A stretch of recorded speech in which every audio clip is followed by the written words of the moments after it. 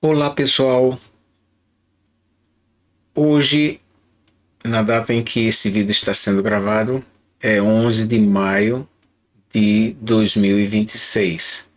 Esta é a aula número 1, equivalente ao prefácio do volume 1 da obra de Adriaan van Kam que estamos analisando.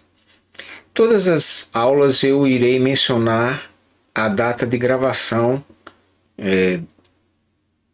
efetiva da referida aula, não porque essa data tenha alguma consequência direta para o conteúdo da aula, né?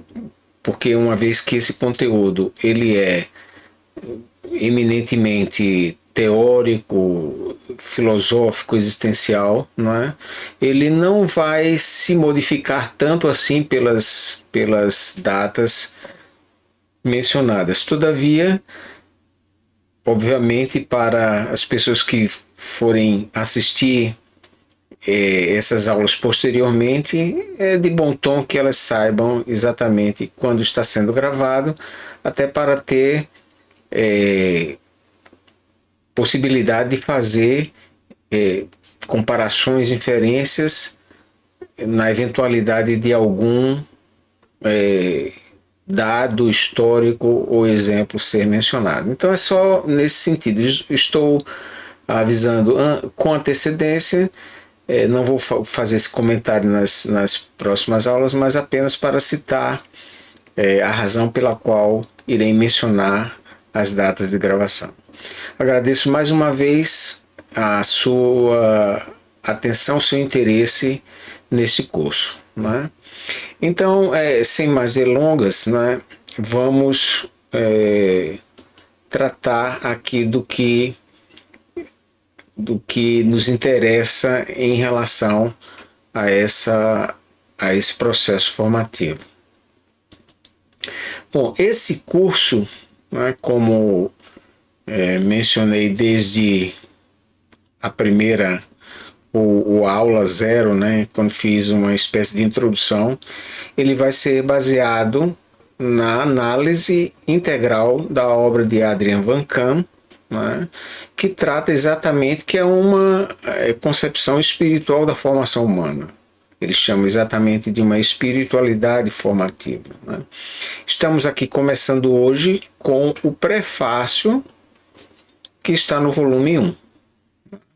Então, nas próximas, como também mencionei, nas próximas aulas aparecerão os próximos capítulos, né? Nessa aula de hoje vamos começar com esse pequeno trecho do livro que é o prefácio. Bom, aí eu já ponho a referência do trabalho, né, que como disse, o volume 1, né, a editora é a Crossroad. Esse livro,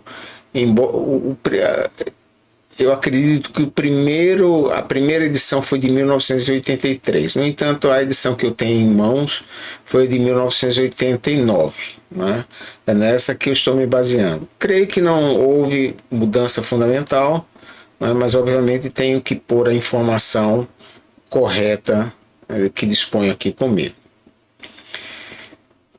Bom, então vamos ver que aspectos são realçados por esse pensador, ou seja, o Van Kam, nesse prefácio, né? Então, a primeira coisa que será fundamental entender, não só aqui nessa aula, mas ao longo de todo o curso, é a ênfase dele nesses dois tipos de pensamento, certo? O que ele chama de informativo e o pensamento formativo. Via de regra, a gente nem toma conhecimento exatamente da diferença entre esses duas formas de pensar, mas são formas grandemente diferentes, né? Ele diz também que nenhum desses dois pensamentos são novos, eles são bastante antigos na humanidade, não é? Embora apareçam, especialmente o pensamento formativo, apareça nos dias de hoje de uma forma diferente, mas em sua essência ele não é novo. Ele costumava aparecer como tal nas tradições formativas que chegaram para nós após o iluminismo no Ocidente como formas religiosas, embora essas formas não sejam essencialmente, quando surgiram, religião, porque essa própria separação não existia como tal, né? Então, o que é esse pensamento formativo e o que é informativo, né?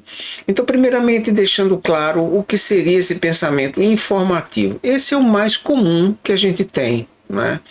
Está aí disponível, sempre estava, nos tempos analógicos, estava presente nos livros, nos jornais, ou seja, nas produções escritas, né? Mas também nas produções televisivas, etc., em diversas formas, né, que informam a nossa mente.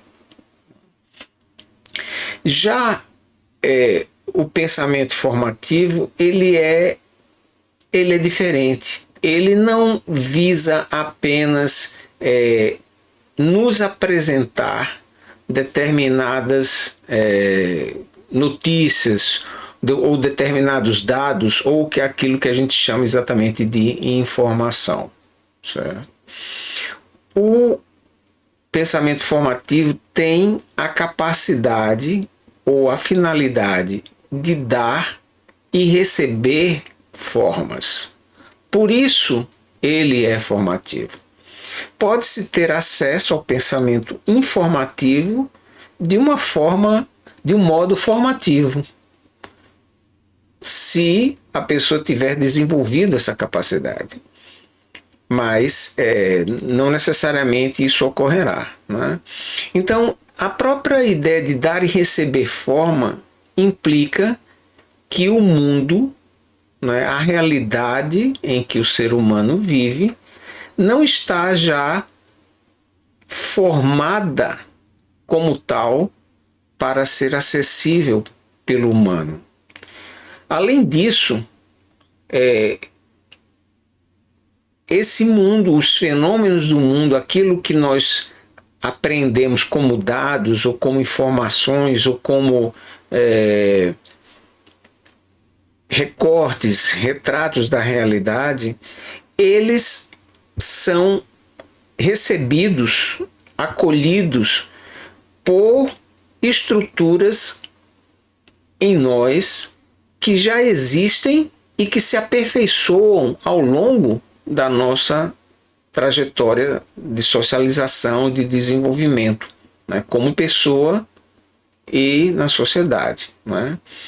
Então, assim, isso vai ser bastante detalhado, obviamente, ao longo das próximas aulas, mas antecipando para não ficar tão obscura, vou tentar dar um exemplo, né? Então, um jogador de futebol, ele naturalmente desenvolveu, não exatamente naturalmente, não naturalmente no sentido da natureza, porque isso foi desenvolvido, não é? Mas é naturalmente que eu estou querendo dizer no sentido de espontaneamente. Um jogador de futebol, espontaneamente, ao manusear uma bola, ele aciona espontaneamente, sem esforço, uma variedade de habilidades que ele é capaz de aplicar àquele objeto que nós chamamos de bola. Não só isso, em um campo e com seus colegas de equipe, ele consegue visualizar e antecipar mentalmente, embora essa antecipação mental rapidamente se traduza em movimento, um lance adequado ao ao aperfeiçoamento do jogo da sua equipe, né? Então, fazer um lançamento para um atacante e assim por diante, saber defender bem um lance de um ataque adversário e ao mesmo tempo transmitir a bola para a posse de outro colega de equipe, né? Então, coisas que para uma pessoa que não tenha a familiaridade desenvolvida com essa forma futebol, terá muito dificuldade ou será mesmo incapaz de se relacionar com esse objeto bola desse modo. Para um jogador de futebol, isso é naturalmente fácil, né? Porque ele tem a capacidade, ele tem a estrutura de dar, ou seja, imprimir movimentos e também decodificar, acolher, ou seja, receber as formas existentes naquele contexto e agir de forma adequada, não é? Isso é o dar e receber formas. Agora mesmo também nós estamos fazendo de um certo modo isso, porque quando eu falo aqui, estou utilizando a língua portuguesa com uma determinada intencionalidade. Você que está assistindo esse vídeo possivelmente está também movido por uma determinada intencionalidade, não é? Então, essa capacidade de utilizar um instrumento linguístico com uma determinada intencionalidade e fazer essa conexão no sentido de transmitir algo que considera relevante, é também algo que só se torna possível àqueles que já dispõem da estrutura linguística razoavelmente formada em si mesmo, né? Então, isso é propriedade do pensamento formativo, daquilo que a gente desenvolve, né? Com esse tipo de pensamento. Eu dei aqui exemplos simples, mas a situação vai se tornar muito mais complexa. A gente pode pensar também apenas de relance para demonstrar como essa situação pode se complexificar. Por exemplo, uma relação de afeto e amor entre duas pessoas, né? Então, também é digamos assim, um tipo de relação que precisa de uma formação específica e adequada para acontecer, sob pena de tal relação, né, não se desenvolver da forma mais adequada ao humano. Por exemplo, uma relação violenta, quando deveria ser uma relação de compreensão, de afeto, de amor. Por exemplo, uma relação entre duas pessoas que nutrem afeto recíproco. Então, essas pessoas querem ser compreendidas uma pela outra, querem construir possivelmente algo em comum entre elas, não é? Para isso precisam desenvolver essas capacidades que permitam essa possibilidade de dar e receber as formas adequadas a tal relação. Isso não está construído, isso não está dado, precisa ser construído. Portanto, todo esse curso aqui vai ser feito nesse sentido, né? Todo esse trabalho do Adriaan van Kam é no sentido de demonstrar, explicar o que significa esse tipo de pensamento, né? A despeito disso, nem todo o pensamento, esse pensamento formativo, ele pode ser consonante ou pode ser dissonante, né? Com isso ele já está dizendo que nem tudo ou seja, pode existir meios de criar formas e de de dar e de receber formas que sejam consonantes ou dissonantes. Não é? Então, nem todas consonantes ou dissonantes com o quê? Então, a própria palavra já demonstra, né, que consonante é som, ressoar, soar com. Né?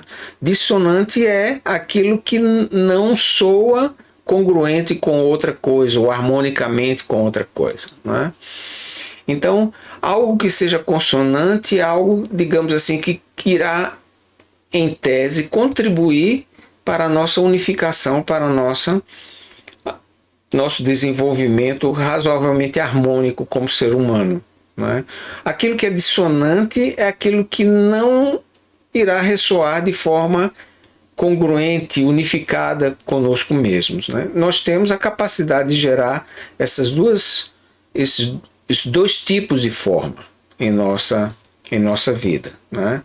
Então isso não é, portanto, a formação não é uma garantia de que será consonante, ele pode ser dissonante. Nós podemos desenvolver formas que irão contribuir para a nossa unificação ou para a nossa desagregação. Né? Outra diferença entre pensamento formativo e informativo é o que ele chama que a informação, ele não está criticando nem dizendo que não é importante. O pensamento informativo é muito importante, né? E ele desenvolveu vários aspectos importantíssimos para a nossa vida, né? Mas o pensamento informativo é aquele que se destina mais a uma aplicação específica, temática, diferente do pensamento formativo, que é uma disposição que se aplica amplamente, não delimitada por uma temática em particular. Então, o que é que isso significa? Não é? Para você, por exemplo, entender as notícias, não é? Se você busca, por exemplo, ler um jornal ou um website informativo, não é? Então você está procurando entender o que aquilo que está sendo veiculado ali naquele momento se relaciona ao contexto da vida presente, político, econômico, social em que você está inserido. Né? Então, o acesso a essa informação dificilmente vai mudar, digamos, a sua atitude diante da vida, diante do mundo, diante do que você vai fazer nesse ano ou naquele, ou para o seu projeto existencial. O acesso a esse tipo de informação dificilmente causa, né, mudanças desse tipo estrutural. Já o pensamento formativo, não. Ele é um tipo de pensamento que se estrutura desde o início, né, não direcionado especificamente a um campo em particular, mas é como se se tratasse de uma atitude, né, da mente humana diante dos fenômenos que se apresentam a essa mente.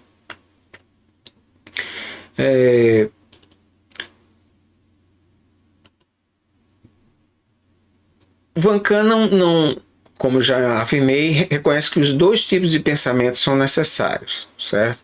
Porém, esse pensamento formativo é aquele que depende de algo que é insubstituivelmente humano, que caracteriza de forma distintiva o humano, que é o espírito humano, certo? Então, quando Van Kahn escreveu, né, e publicou esse texto, por exemplo, na década de 80, não é? E, obviamente, não havia ainda o que nós hoje sabemos que existe, né? Olha a importância de dizer a data em que isso está sendo filmado, né? O que nós hoje já temos acesso, que são, como por exemplo, a inteligência artificial, né? Então tem gente que fica assim, boquiaberto com o que a inteligência artificial faz, né? Mas a inteligência artificial é um tipo, ela reúne um tipo de pensamento que é informativo. E por isso ele pode ser formalizado no modo, na estrutura de uma inteligência artificial.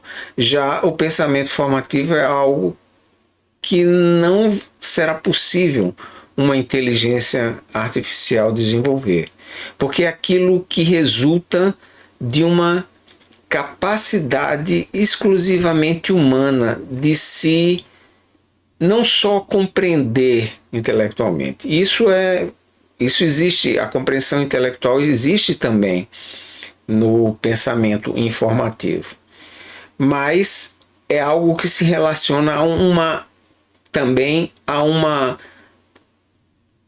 forma de aprender o mundo, se ver nessa apreensão e relacionar tudo isso a uma disposição de viver ou atuar nesse mundo segundo essa apreensão, né? Então, o pensamento formativo humano é algo que conta, que precisa da informação, mas vai muito mais além do que a informação. Implica um aspecto de propriedade, daquilo que é próprio ao humano, né? O que ele chama aqui que é o espírito humano, né? Então isso precisa ser apropriado, vivenciado. Não se limita a uma dimensão intelectual, embora essa seja necessária, mas é algo que vai muito além dela. Então, esse pensamento formativo, no passado, ele estava restrito às dimensões espirituais. O que Van Kaam deseja fazer com essa obra é que esse pensamento formativo possa alcançar também e se expressar por meio das ciências e das artes. Essa é, assim, de forma bem sumária, o grande objetivo dele com essa obra, né? Ou seja, que esse tipo de pensamento não fique restrito às tradições espirituais, que ninguém precise se tornar cristão, budista, candomblessista,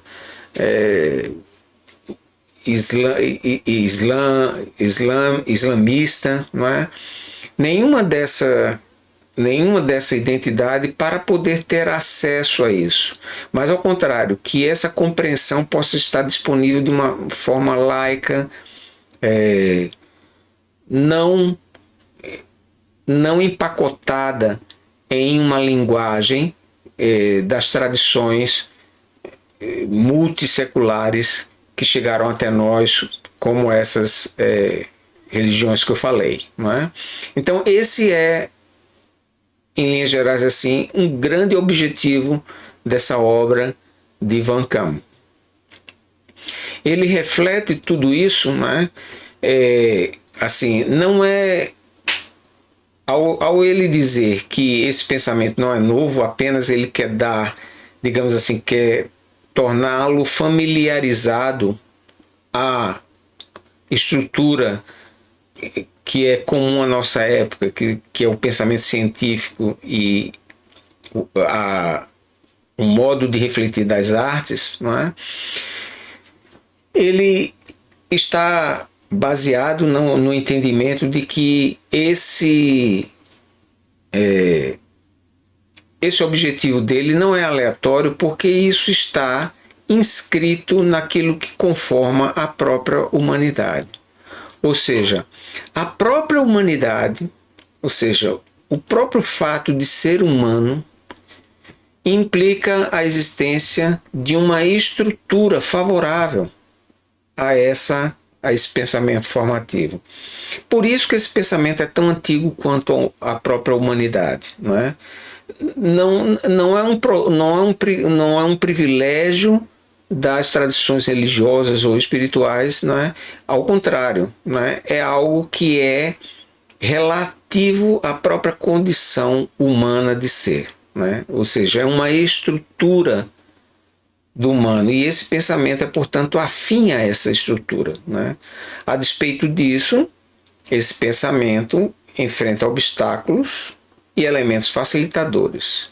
A própria cultura que o ser humano desenvolve, ele pode facilitar ou pode obstar o desenvolvimento desse tipo de pensamento formativo. Né?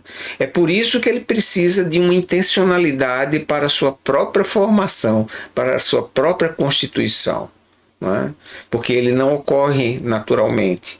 Porque tanto na cultura quanto no nosso próprio ser, em âmbito de organismo, por exemplo, de pulsões, né? Nós temos, tanto como particulares, sujeitos particulares, quanto como sociedade, nós temos elementos que obstam e que facilitam essa formação. Né? Também possuímos em nós, tanto individual quanto socialmente, possibilidades que ameaçam como deformação. É algo além do aspecto dissonante, né? É deformativo. Ou seja, lembro de um filósofo chamado Erich Fromm, né? Que ele explicava essa compreensão dizendo assim que o ser humano ele pode escolher, por exemplo, o caminho de desintegração dele mesmo. Em outras expressões, ele utiliza assim: o ser humano pode escolher o caminho da vida ou o caminho da morte. Né? O caminho da salvação de si mesmo ou da perdição de si mesmo. Não é à toa, né, que, por exemplo, no cristianismo, esse pensamento também se expressa dessa forma, né? E foi dado um sentido bem restritivo a essa noção de salvação ou de perdição. Né? Mas aqui não é nesse sentido religioso que estamos tratando. Digamos assim, uma ameaça de deformação é utilizar todas as capacidades humanas para aquilo que leve o ser humano o mais longe possível da sua própria vocação, daquilo que deveria ser a realização da sua própria natureza mais profunda. Né? Tudo que faz com que o ser humano se aliene, ou seja, torne alheio a si aquilo que deveria ser a realização da sua própria natureza, do seu si próprio, né? Isso é uma tendência deformativa. Né? Tudo que contribua, venha de onde vier, para que o ser humano aprimore e siga na convergência da unificação de si mesmo, é uma tendência formativa. Então, esses aspectos vão ser tratados ao longo de todo esse processo, né, de estudo aqui. Né? Então, ele vai tentar, portanto, buscar essas bases comuns, né, do que há de formativo nessas várias tradições, culturas e também nas ciências, né? Visando encontrar aquilo que se torna elemento integrador para a formação do que seja uma ciência, ou seja, libertar essa compreensão de olhares digamos assim, específicos, né? Tirar essa compreensão do manto religioso. Tem gente que, quando a gente está tratando desses aspectos, imagina logo um discurso religioso. É isso exatamente que o Vankama aqui está querendo não fazer. Ou seja, o que ele está querendo é disponibilizar toda essa compreensão de uma forma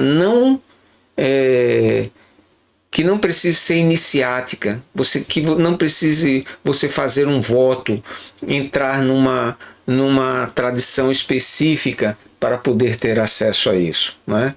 Qualquer pessoa que sintonize em si mesma essa capacidade será capaz de pôr esses elementos ao serviço da sua formação e do seu encontro no mundo.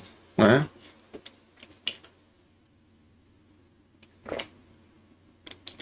Ele está ciente de que qualquer teoria ou tradição é limitado. Né?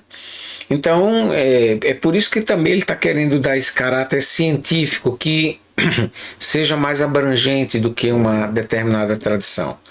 A despeito de que a gente tem que entender também, vamos ver até que ponto ele está ciente disso ou não ao longo da sua reflexão, né? Que a sua própria reflexão aqui também vai ter que se deparar com esses limites. Né? Nenhuma teoria, nenhuma tradição, e a gente poderia talvez também dizer, né? Nem toda ciência se aplica a todos os seres humanos, em todas as culturas, em todos os contextos em que ele viva. Não é?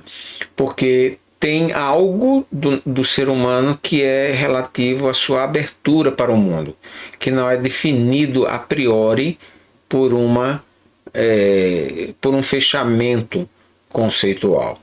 Né?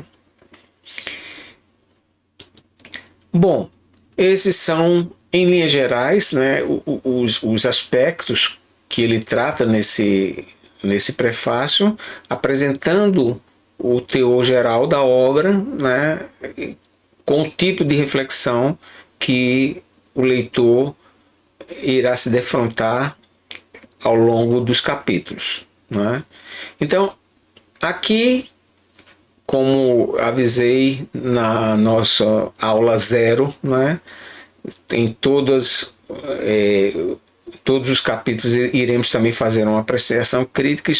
Então estou começando por desenvolver esse momento nessa primeira aula relativa a esse prefácio. Né?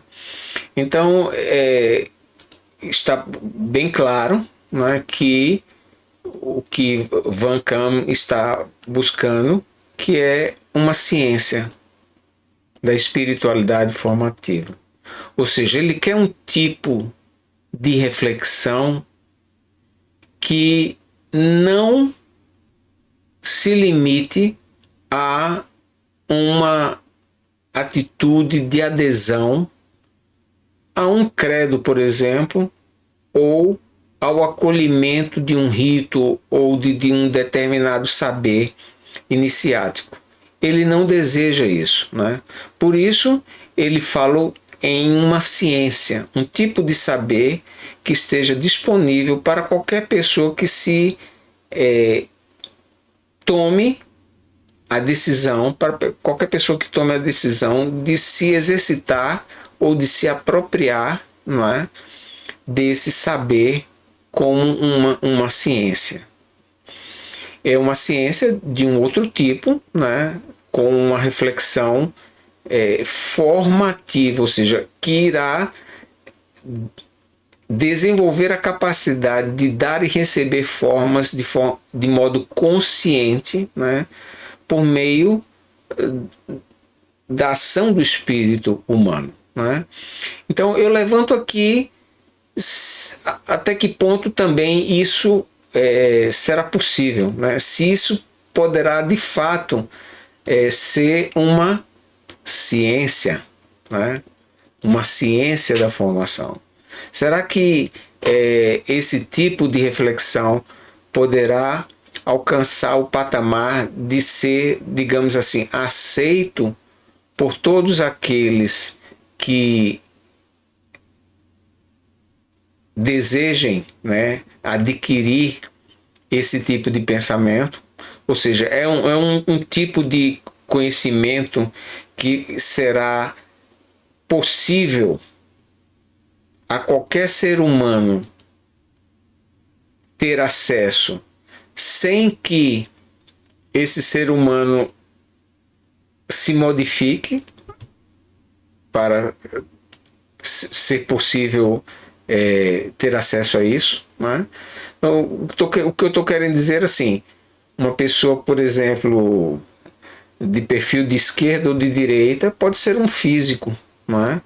O fato de ser de esquerda ou de direita não vai modificar grandemente, né, a capacidade dessa pessoa entender os passos básicos da ciência física, né?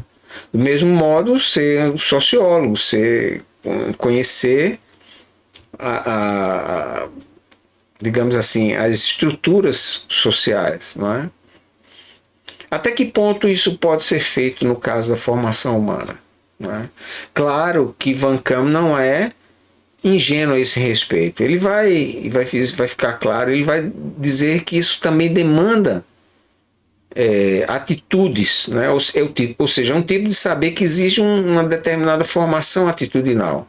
Ao dizer isso, ele já está ciente de que isso não é, por exemplo, um tipo de reflexão ou saber meramente intelectual. Isso ele dirá abundantemente ao longo da obra, como veremos, né? A questão é se, o que eu levanto aqui, até que ponto, por exemplo, poderíamos dar o estatuto de ciência a esse saber, né? Não estou aqui dando uma resposta conclusiva, nem no sentido afirmativo, nem negativo, mas levantando apenas um problema para a nossa reflexão, né? Até que ponto ele de fato conseguirá tornar isso assim acessível, por exemplo, para as pessoas, por exemplo, que não queiram desenvolver essa capacidade, né? A gente pode falar, eu mesmo ao longo da minha vida testemunhei, né, várias vezes de diversos modos, né, quando algo semelhante é oferecido a muitas pessoas, mas elas rejeitam esse saber e essa atitude, né? Às vezes o preço da liberdade humana, ou o preço ou a forma do próprio ser humano se estabelecer no mundo por meio da sua liberdade, né? Mas isso é uma reflexão que a gente pode fazer ao longo do curso que estamos abrindo aqui, né? Vamos ficando por aqui na conclusão desse prefácio. No próximo vamos tratar do capítulo 1º, né? O capítulo 1º desse volume. Agradeço mais uma vez enfaticamente seu interesse por essa discussão, né? E desejo que você fique em paz e esteja bem. Receba o meu grande abraço. Tudo de bom.